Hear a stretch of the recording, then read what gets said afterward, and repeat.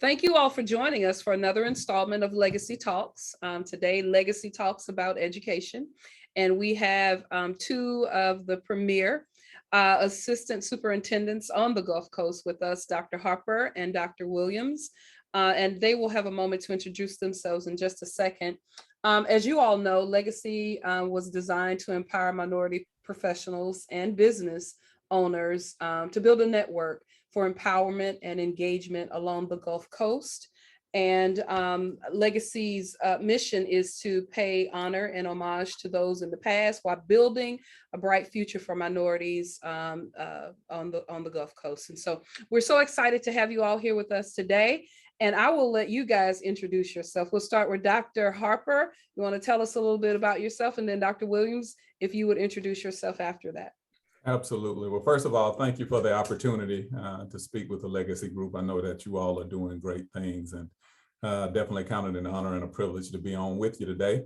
My name is Dr. Oswego Harper. I am the assistant superintendent in the Moss Point School District. I actually started my teaching career in the Moss Point School District some 21, 22 years ago, and come full circle and actually looking to kind of take my career across the finish line with the Moss Point School District as well. So extremely excited about what we have going on here in the district, and really just looking to do some things that will catapult us into the next level. Very good. Dr. Williams? Well, I'm Christopher Williams. I am really excited and humbled to be here as well. I have been here on the Mississippi Gulf Coast for 19 years. Started my journey on the coast as an elementary teacher in the Gulfport School District at Anniston Elementary School. Went through there for a couple of years and then became an assistant principal at St. Martin High School. Then I went on to become a principal at St. Martin North for 5 years. And I am in my 9th year as assistant superintendent here in Ocean Springs School District. Well, we are so excited to have you guys here today, and we're going to jump right on into the interview. Tell us, what do you think is the most pressing or most important aspect of school business function that you guys perform? Dr. Williams? I think right now, in terms of the scale and scope of my work, I oversee all instructional programs within our district. And so ensuring that our students have rigorous materials, assessments, that kind of identifies the major piece of my work. I also oversee our intervention process, which has been really important during this COVID environment, because we've seen so many of our students come in lacking some of those skills due to various reasons. And so right now, making sure that students have quality instructional materials in front of them with a quality teacher is one of the major pieces of the work that we have in front of us at this particular point. Okay, Dr. Harper, same question. Yes, ma'am. I am currently over, I supervise principals. So I find that very fulfilling. I'm also over capital projects here in the Moss Point School District, and I am also over student services. I guess the two aspects of my job that I enjoy the most is definitely dealing with the children, making sure that they are on the straight and narrow and really doing the things that they're supposed to do. But I've also thoroughly enjoyed really working with principals, almost being a coach of principals and really stretching them and teaching them how to actually, stretch teachers as well, with the bottom line being student achievement. We need to stretch children. We need to make sure that they're growing. And I have really thoroughly enjoyed that part of my job as a first-year assistant superintendent. Okay. I know there are so many issues going on in education right now that are important to all of you. What do you feel is the most pressing issue now? If you had to narrow it down to one, what do you think is the most pressing issue in education right now? Dr. Harper? I guess, I thoroughly believe that with each school districts come different challenges. So there are some challenges that we face over here in the Moss Point School District that Dr. Williams may not face in the Ocean Springs School District. But if you just look globally, even just as a country, of course, the pandemic is something that we're all faced with, no matter if you're low socioeconomic, no matter if you're the richest of the rich, the poorest of the poor. We are all dealing with this monster called COVID-19 that we can't even see. So It has had an impact. When schools shut down in March of 2020, we were all faced with the same challenges. Our children missed the entire quarter of school, and just depending on how you did school the subsequent year, whether it be virtual, just learning a new platform of how to try and educate children. That has been a monster that we've all had to deal with, and learning loss is real, and something that we're constantly working on and trying to combat in our district. Dr. Williams, same question. Yeah, and that's a really challenging question, because as we're entering into this year 3 of dealing with the pandemic, we've sort of seen challenges sort of morph into different dimensions. I think one of the key challenges that we faced has been with the student learning loss, ensuring that our students come in prepared, ready to meet the rigorous standards that they are charged to learn each year. But there's also another looming challenge that we see surfacing, and that's dealing with the mental health aspect of things, both on the student side and the adult side. And so I think our work moving forward is going to be really trying to create a stronger support system around the mental health services for both our students and staff. Yeah, I totally agree. Both of you mentioned COVID-19 and the effects of that. What are some concerns that you have with young people and their academic growth after being out of school for some time? Some kids trying to play catch up because of COVID-19. What are some of your concerns in your position about students' academic growth? And we'll start with you, Dr. Williams. I think one of the biggest challenges that we saw, and I'm very thankful and blessed at the work that our teachers and staff and our administrators have done. When we received our latest academic results from the state assessment, we saw across the board improvements in every category, and actually led the state in terms of our student growth percentages. And that was really an attribute, hats off to our teachers for doing a phenomenal job. Our board was really adamant about ensuring that we were in schools, students were in seats. And we had about 90% of our students that returned to the classroom, with about 10% working virtually. And I think that really was a game changer in our results. And so that has been something that we have really worked very hard and diligently at ensuring that we did not use this pandemic as an excuse, but an opportunity to really accelerate learning and to really think creatively about how we do education, because we all had to pivot, we all had to be nimble, we had to be flexible, and we really wanted to be a support system for our students and our staff throughout this pandemic. And I've been very proud and pleased at how our staff and educators have responded to that. Very good. Dr. Harper? Yes, and kind of along the same lines, one of the things that we've done, of course, you only get 1 year to educate children. And of course, when you talk learning loss, they can slip behind multiple years. So one of the things that we've done here this year has been real intentional in putting other layers of support in place for our children as well as for our teachers. So we actually implemented a very robust after-school tutoring program at all levels, K-12. Well, we had an acceleration approach. We didn't want to really just focus on a remedial approach. Of course, we did with those individuals, those student groups that actually needed it. But we really focused on really being at grade level and really pushing forward with that accelerated tutoring approach that we implemented for after-school tutoring. And also doing some partnerships with some professional organizations like Huntington Learning Center to come in and offer some things during the academic day that we think will really kind of propel us to where we want to go. Seeing some great things with our benchmark data. Our beginning of the year to middle of the year has looked really good and really promising.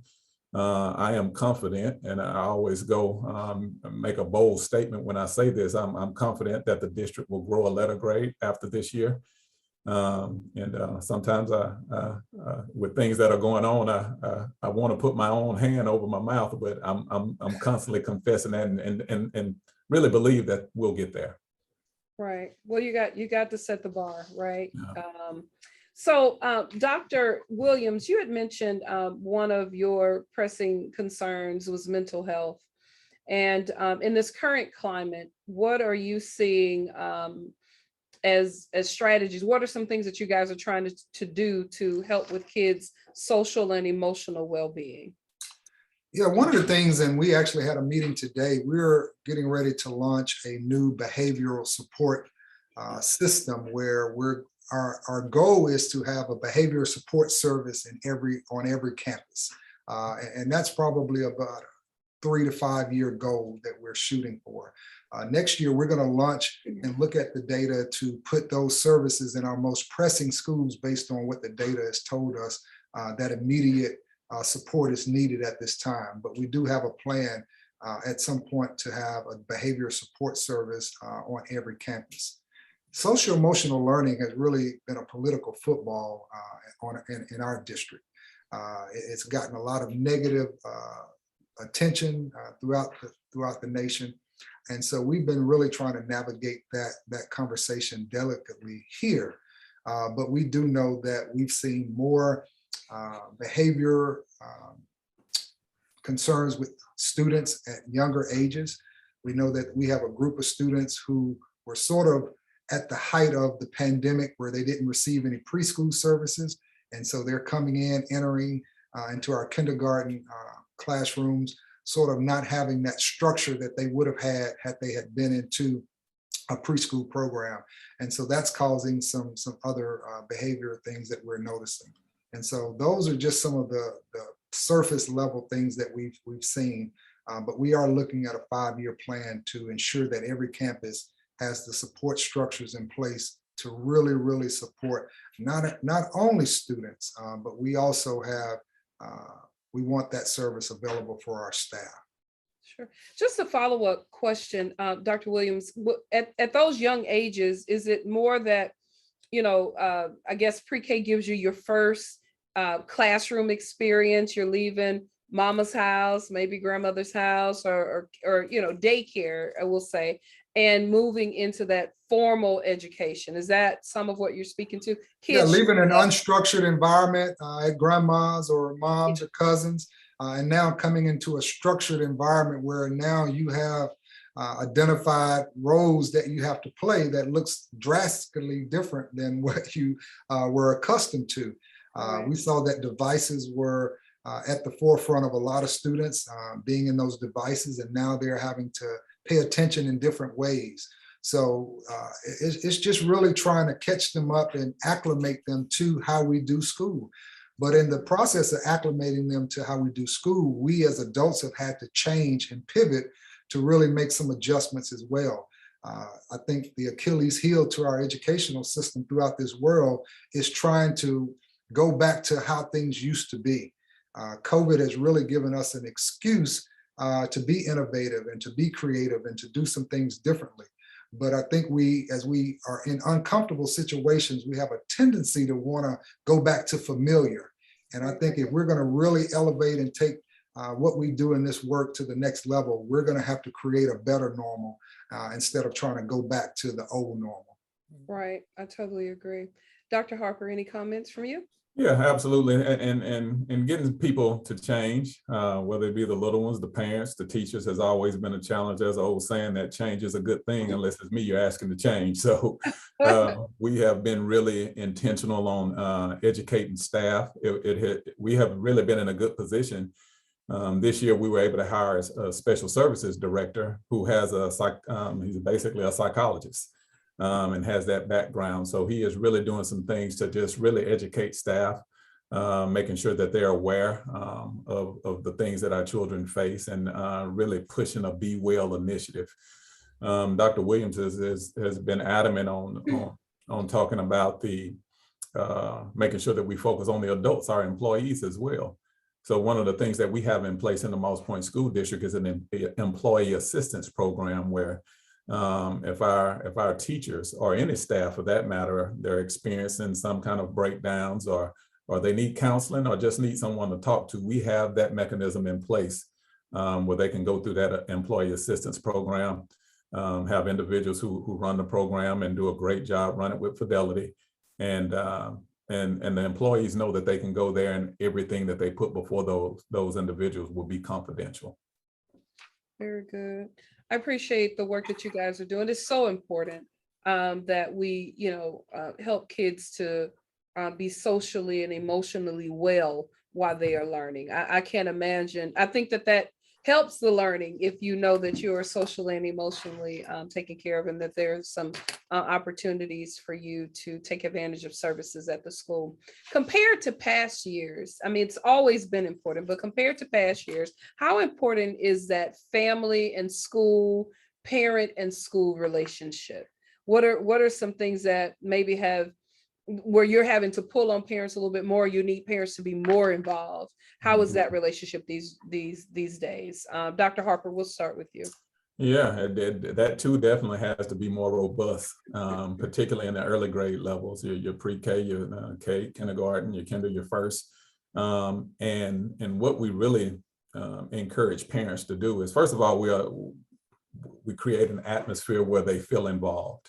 We have a family education center where we frequently pull parents in and even really just navigate them on how to go through the parent command center, and just kind of stressing them, really almost teaching them to be teachers at home. One of the things that we really stress is the importance of their children reading at home, because even in the early grade levels, those students that are adamant readers and really take time and really pour into reading, they do better on the ACT. So really want to create that love for reading. And of course, the parents have to be an intricate part of making sure that love is developed, and you have to catch them as early as you possibly can. Dr. Williams? Yeah, along with Dr. Harper, parents are the first teacher for their children. And so parental involvement is extremely, extremely important. It truly takes a village in order for us to look at the whole child and to really give our students the support systems and structures they need. We often tell teachers we can only control what happens from the time they get on that bus to the time they get off of that bus. And once they are in that home, there's very little control that we have. But what we have seen is that due to the pandemic, we've been able to engage parents more through the convenience of technology than we have ever been able to. Now a parent can attend a conference via Zoom versus having to leave work and drive across town. We've been able to connect with them at home versus having to get in their cars and vehicles and come here. So we've really strategized on using technology to engage parents for IEP meetings, for parent conferences. And parents seem to really appreciate that, because we know that it can be a burden sometimes to have to leave work, take off work to come to school for various reasons. So with them being able to utilize that technology, we've really been able to leverage that to involve parents. There have been times throughout this pandemic where we've had to really limit people from coming on campus due to various reasons. And so that's where engaging them via this type of format has been really powerful. Yeah, I remember many years ago, we heard this, parents we didn't have this issue when I was growing up, because my parents were the primary educators. I was with my grandparents, and, homework was finished at the dining room table. It was checked at the dining room table, or, in the morning, we had to sign off on notes on our folders and that kind of thing. And there was no such thing as you didn't get a report card when everybody in that school got a report card. You get your neck snatched. But this idea of parents being primary educators is just one that just, a lot of parents don't look at it that way. What are some ways that you guys are helping parents to understand? And it can be a challenge, it's, parents say things like, my tax dollars of I know y'all have heard all of it. We were paying you to be the child's teacher, but beyond those surface things, why is it so crucial for parents to see themselves as the primary educator of their child? I think we have so many families, and the family dynamics are so different. When we look at our children, the cross population of our children, we have a lot of children that are being raised by elderly grandparents, unfortunate. but that's just what it is. And a lot of those, and just situations like that, those elderly grandparents really don't feel that they can learn to be able to be a teacher of those children. So in situations like that, I think administratively, we have to be real intentional and do a better job of really connecting with those elderly grandparents, for example, and really just let them know that all of the supports that they need from the school, if they can just make sure that little Johnny is doing what he's supposed to do, sitting at that dining room table, doing his timetables and studying and doing what he needs to do, if they can just take care of that part, it helps us tremendously. But with those traditional, families, what we have seen is there has really been, since the pandemic and trying to get some normalcy back in this thing called education, we have been really pleased with the participation from parents actually coming back in and really being really focused on, okay, what does my child need to do? They've really been focused on test scores. They've been focused on ACTs, ACT boot camps. So the passion, zeal, and enthusiasm has been there. And I've been extremely excited about what we've seen in the Moss Point community. Dr. Williams, any comments from you on that thought? Yeah, I think the family dynamics have definitely changed and shifted over the years. And we're definitely seeing more grandparents raise children than we've seen in a long time. When God put us all in timeout with this pandemic, I think parents really got a new appreciation for what educators do because they were forced to sort of be that person for their child. And I think that new appreciation was really good for educators because educators have been beaten up for years just in what they do, and parents, really got a taste for that. But we've been intentional about trying to really educate and equip parents with the tools they need to be successful through our parent university. Our parent university is a concept where we have various topics based on what parents have given us feedback on that they need more support in, whether it's how to navigate our student information system, how do I check my child's grades in this program that you have. Hey, I'm struggling with this new math. We have sessions that teach them what this concept is all about. And so we've really tried to give parents the support, the tools they need to feel confident. But we've also looked at how we've approached homework, because that's where we found the biggest struggle. Students getting home, parents say, hey, I can't really help Chris in this homework. And Chris takes his homework back to school incomplete because he didn't have any help at home. Yeah. So we've kind of revisited how we view homework. We try to send things home with the students that they can confidently do, but we haven't put a lot of pressure on the completion of it because we want the teachers to be able to assist that student when they get back into the classroom, because then we have an equity issue. Hey, my child can come home, I can help them, but another parent may not be able to. And so we didn't want to create this unequal playing field. So our teachers send things home for students to do, but we wanted it to be practice things that they are familiar with and are comfortable with doing without parental support. Those things that they know require that, we typically focus on those things in the classroom with the teacher being there. And parents have been very appreciative of that as well. Very good. Thank you all for that, for what you're doing in that area. How important is it that kids have positive interpersonal relationships at school? And what are you all doing to ensure that they form those positive relationships as much as you can? And let's go with Dr. Harper. All right, I can tell you that that has definitely been a shift, that has been a challenge, of course, just with the shutdown. And our school, after the shutdown in March 2020, our district actually came back the following 9 weeks to begin the new school year, totally virtual. So our children basically had 9 weeks, and then they had the entire summer and another 45 days or a 9-week period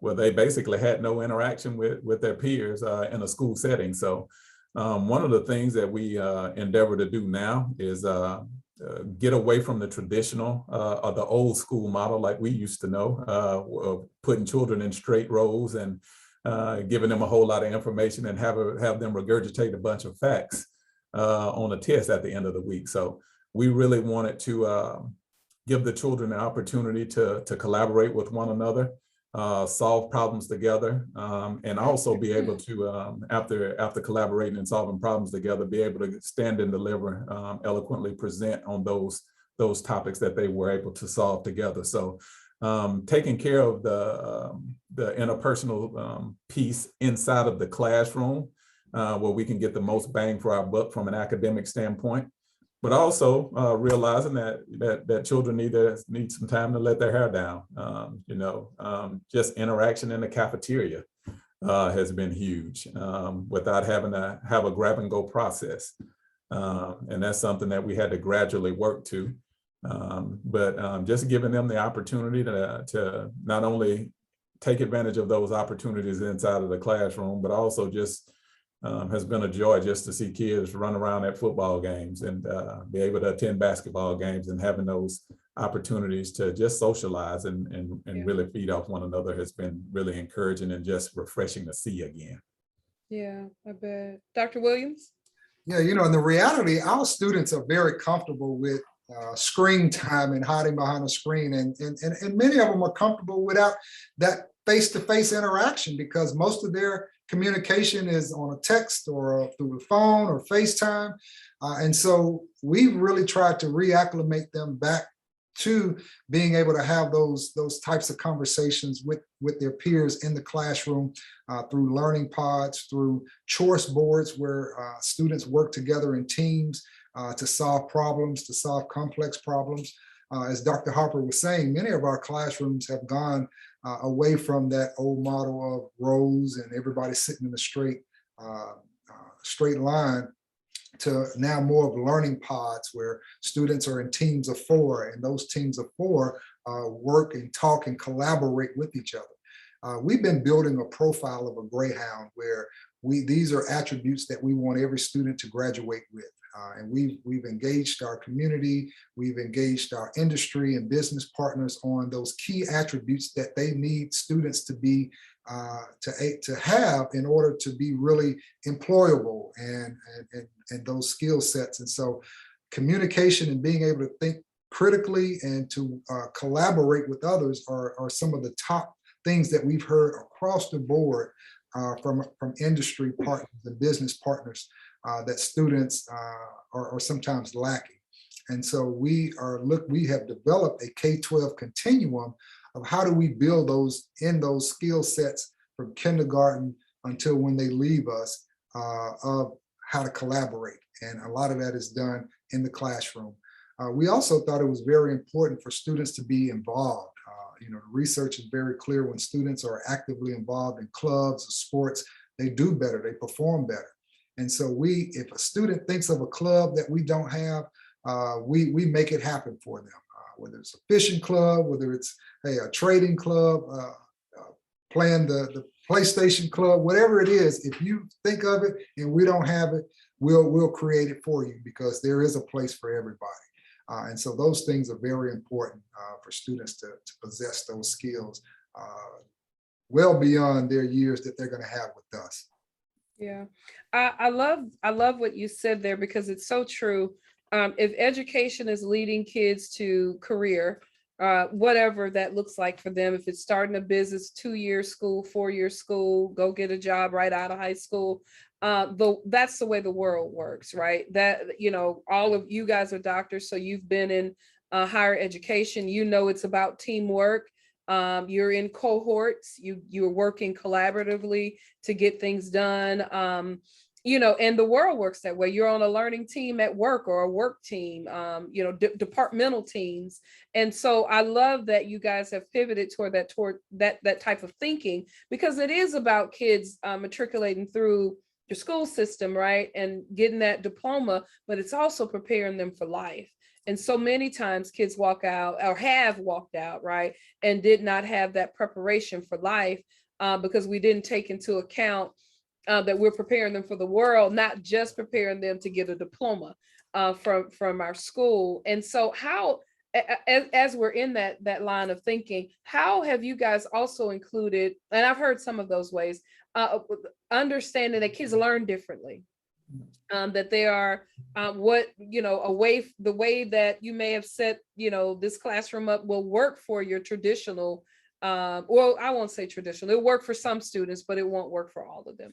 To your point, I just a little bit on me, I was ADHD growing up. And so the straight lines didn't work for me. I was a great student, got great grades. But once I was done with my work, I was bored. So I was ready to have a little conversation, or let's move on to another activity. And so growing up in that very traditional format brought challenges for me as a child, and also brought challenges for my parents, but they were able to figure it out. We had, different resources. How are you guys able to move through this different learning styles for kids? Because it's not wrong that a child doesn't get it the traditional way. It's just that maybe we need to approach it a different way. And I'll start with you, Dr. Williams, and then we'll go to Dr. Harper for your thoughts. I think education has come a very long way in having more information about students than we've ever had before. From as early as 4 years old, being able to have those unique identifiers, all the way until they cross the stage at graduation. And so we do know and recognize and value the unique learning needs of our students. For instance, students like yourself that may have had ADHD, we have our classrooms, especially in our elementary schools, are set up to where if I'm a fidgeter, then I have bouncy bands that may be on the back of my seat that I can roll on. Or instead of me sitting in a desk, I may sit on one of those round balls that kind of I can wiggle and jiggle. And that's not a big deal. That teacher doesn't make that a big deal. Now, during my day, that wouldn't have flown in the classroom. Yeah. Having fidget spinners. If I'm a fidgeter, that teacher doesn't get on that student if he's flipping his pencil around or has a fidget spinner in his hand, rolling it around, because that's how he or she may, be able to think more clearly. And so I think we have done a really good job of recognizing the unique needs of students, and not making it a punitive thing that if a student needs to bounce around or move their legs or wiggle and jiggle in the classroom where it's not disturbing others. And we've seen our students embrace it. It's not a big thing. They just roll on. Nobody is staring at me because I'm over there bouncing my leg on this little bouncy rope or band. And so I think we've really established a more inclusive environment that recognize the unique learning styles. And it's always, our teachers are always learning. There are always new ways to do things that we're exploring and figuring out. But I do think we've come a long way in addressing that particular part of it. Yeah, and that's good to know. As we have been talking, I have this. And I have Play-Doh. And I have a bouncy ball up under my desk. No joke, I really do. Because it's still there, but certainly there are ways to manage. Dr. Harper. And not a whole lot to add. I think Dr. Williams knocked it out of the park, but I will say this: I think kids adapt in most cases a whole lot better than us adults do. What is norm is really not the norm anymore. You have all of those different things, and that's the dynamic of the classroom changing is vitally important, where it just doesn't look like it used to. But I will touch on this one thing. One of the things that I think that we really have to focus on is that whether you're graduating from high school and going to run a business, or you're going to a 2-year college to get a trade, or whether you're going to a 4-year university with aspirations to be a physician or a lawyer, all roads end at a job. So I think it's real important that, in the educational structure, and more so on the secondary level, that you really give students an opportunity to go through a dichotomy of a rigorous college prep curriculum, and also give them the opportunity to experienced some things in the CTE world where they're getting their hands dirty, whether it be auto mechanics, whether it be shop as we used to know it, or whether it be other avenues in the career clusters, law and public safety, all of those various things that we're giving students a hand-on experience. And I was real big pre-pandemic of making sure that they get some of those experiences outside of the walls of the school, whether it be hospital rotations, fire and police rotations, internships at Ingalls. I think that and we're going to get back to a point where we're giving our children a wide variety of experiences that will help them graduate. Some students graduate from high school and probably make more money than we're making right now, Dr. Williams. Absolutely. And to your point, there are three categories that we want all of our graduates to fall in. You're either going to be enrolled, enlisted, or employed. Mm-hmm. And so we have those different mechanisms to ensure that you have a pathway regardless of what that is, because we know all students are not going to go to college. And as you said, we have students who have graduated and have gone out to Ingalls and make more than any teacher we have in our system. Yeah. And so I think that's important. But another key thing that I think has been really powerful for us as educators is that we've brought back some of our recent graduates and we have a panel discussion with them, and we gather feedback on when you went to school, when you went to your employer, and when you went where you're enlisted, what things were you not prepared for? And we've always tried to look at things that we can implement to better our product leaving us. And they have been very instrumental in a lot of the changes that we've seen in our system, with giving us honest feedback regarding what they weren't prepared for, what they wish they had.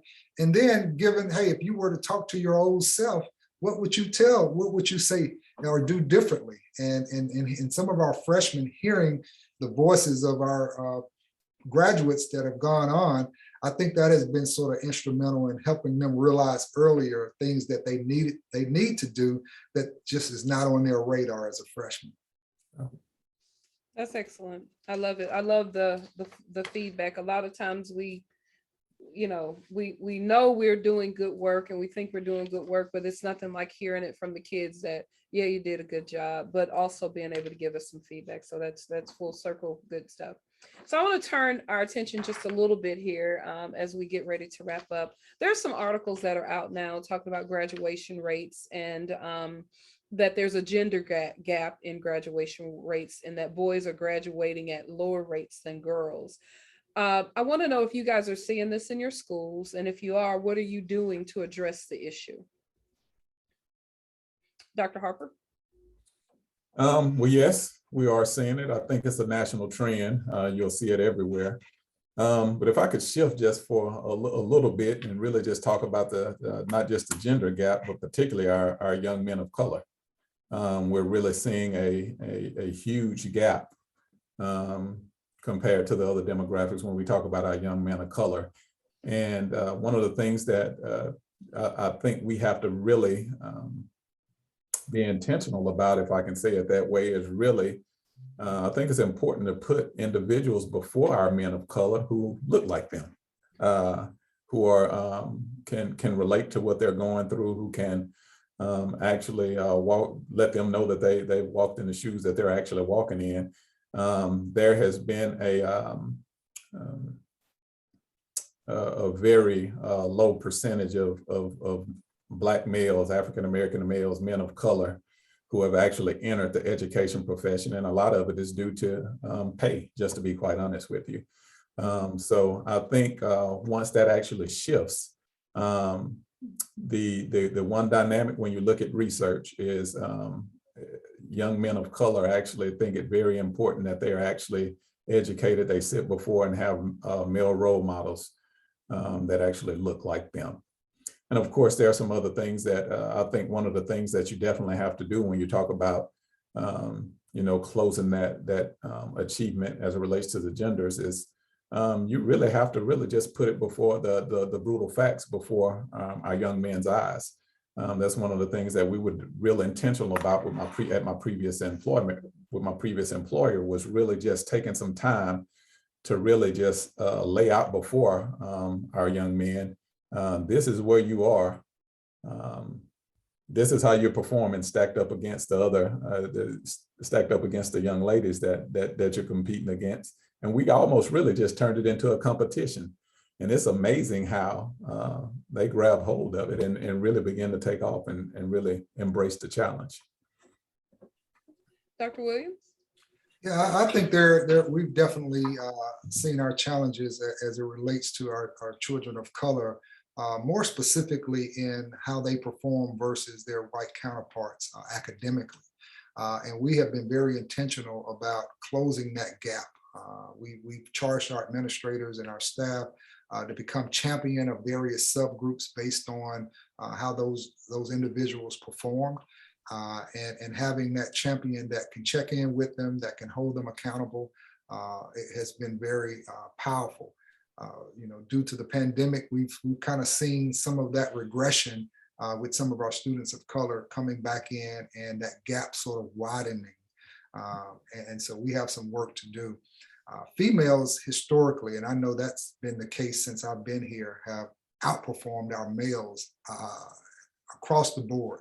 Our female athletic teams and dance teams are the #1 teams that when it comes to athletics, GPA. But one of the interesting facts that we've seen over the years, and the article that was released from the state kind of verified it, our Asian students are outperforming them all. From graduation to academically, they're leading the pack when it comes to outpacing and performing all students. Dr. Williams, you talked about something earlier that I think is powerful as well as it relates to having kids involved in something. In a case study with my previous employer, one of the things that we did is we actually looked at students who were, particularly men of color, who are actually involved in some type of extracurricular activity, whether it be sports, whether it be band, whether it be your various clubs. You talked about gaming club earlier. Those students who are involved in those have something else to do, tend to have better performance, academic performance, lower discipline referrals, and higher attendance rates than those men of color who absolutely just come to school every day and don't have anything else to participate in. So that's one of the things that I'm continuing to see in research, and actually what my dissertation was on, the impact that extracurricular activities can have on student performance. Yep. That's big. I want to ask you guys a question, and I know, we didn't discuss this one, but what do you think is the cause of whether it is Asian students, Caucasian students outperforming students of color? And I know it's a mixed bag, so that's why I shuddered when I asked the question. But maybe give one or two things that you believe could be the reason behind it. What do you think, Dr. Williams? I think one of the key things that it boils down to are those early being involved in those early rich literacy environments early on, pretty much from birth. A lot of our students are not read to early on, and they just don't have the vocabulary and haven't been in the environment where that type of language is being spoken. And so they come in really way behind other students who've been in an information-rich environment where their parents or their guardians are talking to them, and they're using a variety of words and language. And so that language gap is really, really big. And so I think if we had to narrow it down just to a couple of them, that would be probably one of the most profound ones. A lot of our students are not growing up in literacy-rich environments. They're not being read to early on. They're not having those types of conversations between the adult and the child that really expands their word usage and their language development. And that carries them into kindergarten, and we're playing catch up from the onset. Okay. Very good. I thought that's and you're spot on. I just think they do a better job of really just getting out in front of the educational process than others. It's funny that we're actually sitting here talking about the Asians, and you bring up the Asians that that are doing a great job of in the educational process. Was actually had the opportunity to see a young Asian student in kindergarten the other day that is writing in cursive when we don't even teach handwriting in school anymore. But just the intentionality, them being parents being intentional and really what we talked about earlier, really just taking the educational process outside of the walls of the school. And like Dr. Williams said, starting early and making sure that, you know, the thumb is not lifted off of what those students are doing, you know, from the time they enter school, before they enter school, actually, until they walk across the stage and, you know, even into the college process. Yeah. And I think, you know, something as simple as families eating at the kitchen table together. That's sort of become a lost art, and having those conversations on the way to school, instead of the radio or music being played, we're talking, we're having conversations, we're having dialogue. Those students can sing every song that comes on, but we're not having those interactions with them and having those conversations with them. And so, you know, there are things that we can help families do. But again, you have to be intentional and you have to make it a priority. And sometimes when you haven't grown up in that type of environment, it's sometimes hard to make that shift when you're the adult now and you're trying to do it. So, and then we have parents that work multiple jobs, and just the dynamics themselves are all over the place. But we definitely have to get back to some of those foundational family things that have been lost in a lot of our households. And it's a stretch for a lot. It's a stretch for a lot of families because they are working those 2 and 3 jobs. Single mom doing whatever she has to do just to make sure that things are, you know, sustained at home. And that's one of the things that I tell teachers and educators here in the Moss Point School District is that parents are sending us the very best that they have, and they're doing the very best that they can do. So let's gain as much ground as that we possibly can while we have them at our schools for 8 hours a day. And it has been a stretch on teachers. And we talk about the social emotional health. We really had to be intentional in terms of taking care of our teachers. One of the things that we're exploring, that one of our sister school districts is exploring, is the flexible schedule. And I'm going a different route, Ms. Scott, if you'll let me for just a second, but really looking at taking advantage of having some intercession time built in between each 9 weeks where we can bring in our struggling learners to do some extra things, whether it be remedial things, whether it be acceleration approaches that we can't do during the Thanksgiving holiday or a Christmas holiday or a spring break. So that's one of the things that we're strongly exploring, and just trying to take advantage of every opportunity that we can get to make sure our children are successful. Yeah, no, I that was okay with me. Listen, we all know strong teachers generally produce strong students. Yeah. You know, so I think I loved how you ended that, how both of you spoke to that, and we came back to what it always comes back to is this balance of, you know, getting back to some of the things that were right with growing up, you know, is that family, that sense of community. You know, my grandmother was a librarian, you know, at Bishop State in Mobile. And, you know, when we ask a question, it was go look it up. You know, no answers were given to us. And it, you know, we got in trouble. It was writing sentences. It was finding new words. I was looking in a thesaurus to find new words for the word that you were using. We were immediately corrected when we said a word wrong. You know, I do it with folks now and they're like, geez. And I'm like, no, this matters, you know. And so it does go back to some just little things that we can do. But one of the things that you pointed out was so important is that oral and oral communication, you know, kids being able, now we couldn't get in grown folks' business, right? But sitting around listening to folks who use words correctly, and we caught it. So I appreciate your time today. I want to end on this question here. I know that you know, out of school time is so important. As both of you know, I'm the CEO for Boys and Girls Clubs on the Gulf Coast, and so and we have a rich partnership with our schools. Schools are so important. If kids don't get graduated on track, on time, it impacts us all.